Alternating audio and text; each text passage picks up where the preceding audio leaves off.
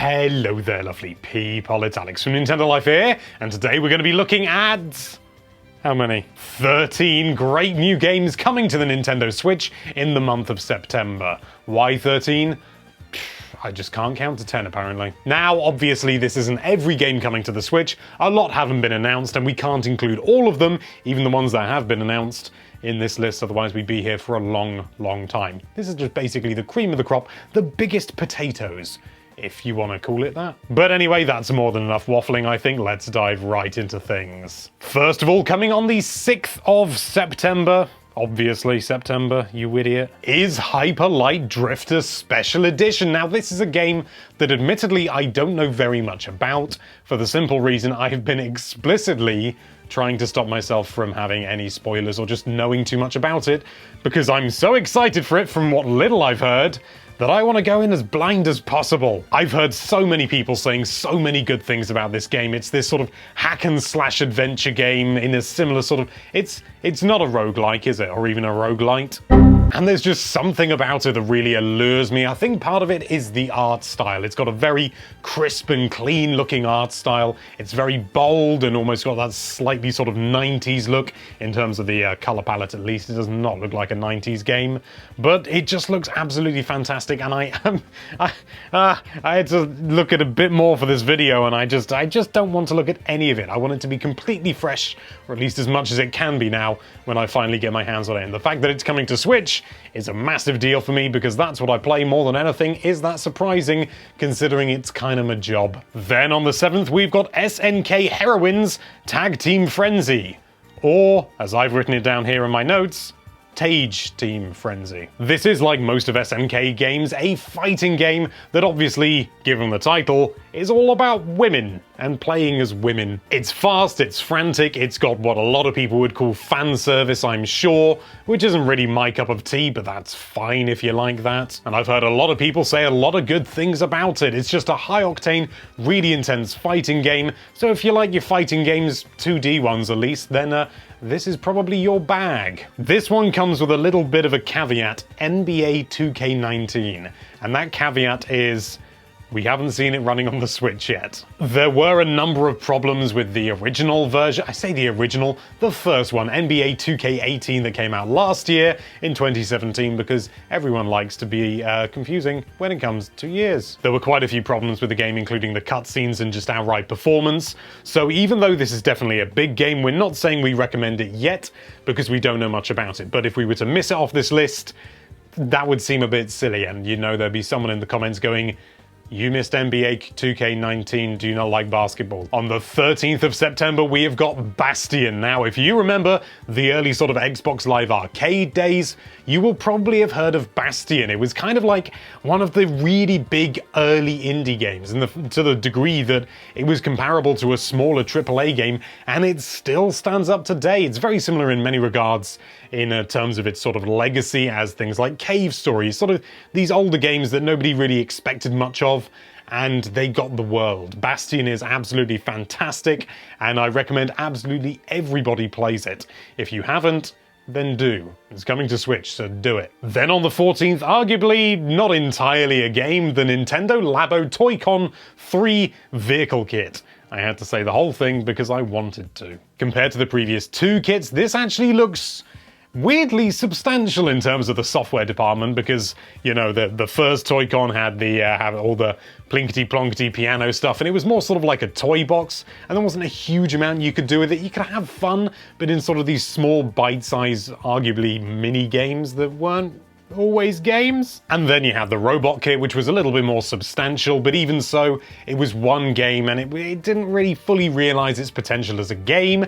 But this looks like it might be able to do a little bit more with that, the vehicle kit. That is the thing that I'm talking about. We'll of course look at it in more detail over on NintendoLife.com. Probably not a video though, because we've got other priorities to fry. Then on the 18th, something that I know loads of people have been waiting for, finally, Undertale. I haven't actually played any Undertale at all. I've just never got round to it. It's another one of those games, and you know, the Switch is a perfect opportunity for me to finally go on a pacifist or genocide run. Actually, it's one of those games where I know a fair amount about it despite having never played it, because it's one of those games you couldn't really escape at the time, and I'm quite glad that it's sort of calmed down a bit, because I might actually be able to appreciate the game without everyone telling me I'm not appreciating it properly. Really quickly, if you don't know what it is, it's kind of like an RPG, very similar to Earthbound in many regards, but one that encourages you not to fight, and in fact look for different alternatives in order to get through the conflicts you have in your life without actively turning to violence, which is a really good message actually, and it makes for a really supremely unique game. So yeah, that's going to be a good one. Then on the 20th, we've got a game called Light Fingers, which is an unusual looking one. Weird as it may look, I actually really love the visual style, because it's a little bit like, almost like a tabletop game, like Dungeons and Dragons or something like that, but brought to life, but not brought to life entirely. It's still got that sort of tabletop feel about it, and panels appear and you can walk across them and you do various things, and it's multiplayer as well. It just looks like a really good little romp, and I'm really intrigued to see more of the game itself. But in terms of visual flair, this is up there. I mean, it just looks bonkers. Also on the 20th, we've got Hover, another visual smorgasbord, because if you play Jet Set Radio, you'll know what kind of angle this game's going for. It's a bit of a difficult one to fit into a genre. It's sort of a racing action platformer type thing. There's multiplayer elements as well, and you're riding and grinding and doing all these crazy tricks, and the entire world looks gorgeous. The visuals just pop like nothing else, yeah, which you can probably tell by looking up there. I'm not entirely sure how much longevity it will have, but I'm willing to give it a chance and see a little bit more about it, because frankly, if it looks as good as the trailer, I mean, if it is as good, if it's half as good as the trailer looks, we're going to be on for something very special indeed. Then on the 21st, something a little bit unusual, Xenoblade Chronicles 2 Toerner, the Golden Country. I got that right. Yes, this is DLC for Xenoblade Chronicles 2, but it is also being released as a standalone game as well for about $40, I believe, at least RRP. Your mileage may vary. I haven't picked up Xenoblade Chronicles 2 in donkey's years, or at least several months. So I am a little bit out of the loop as to how this whole thing works. I do believe it's almost like an entirely separate story, and it takes place several centuries before the events of Xenoblade Chronicles 2, so it's not just like an extra area you go to, it is its entirely unique and own story, and that's why they're going for its own.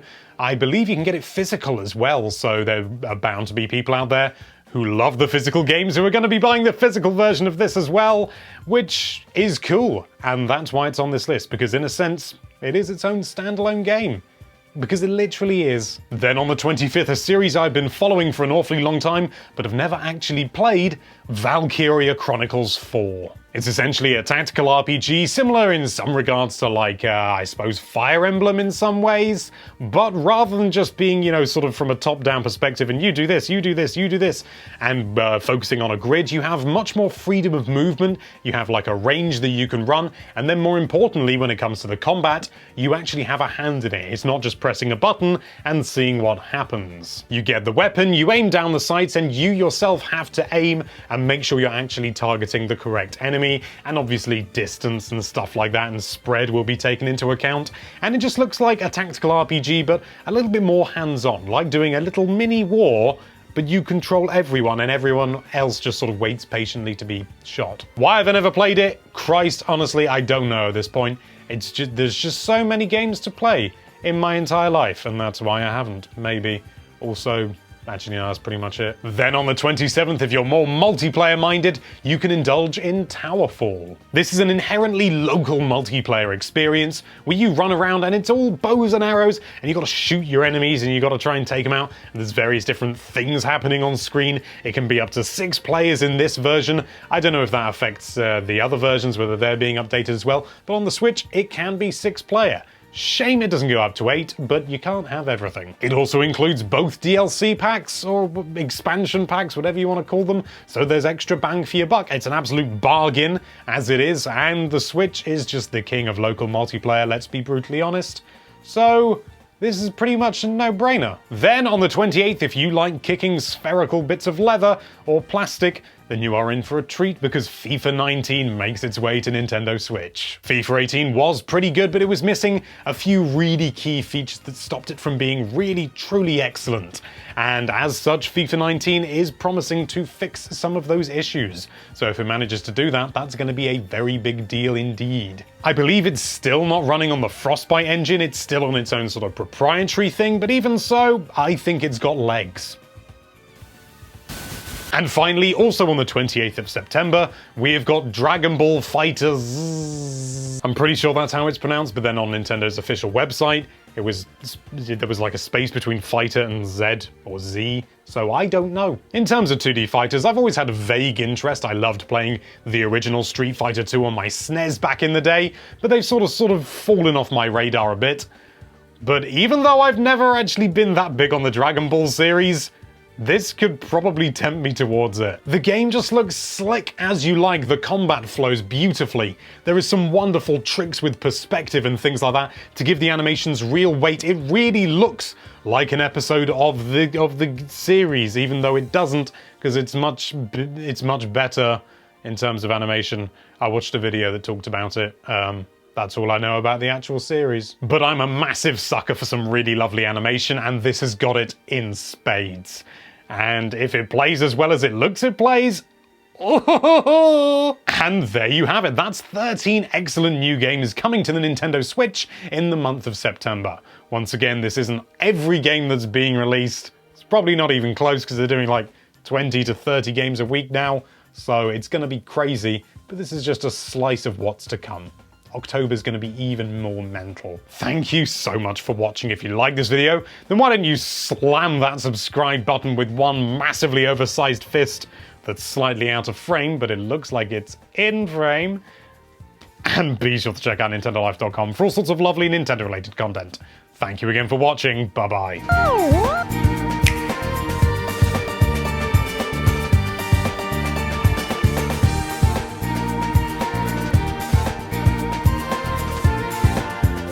And finally, also on the 28th of... I nearly said December.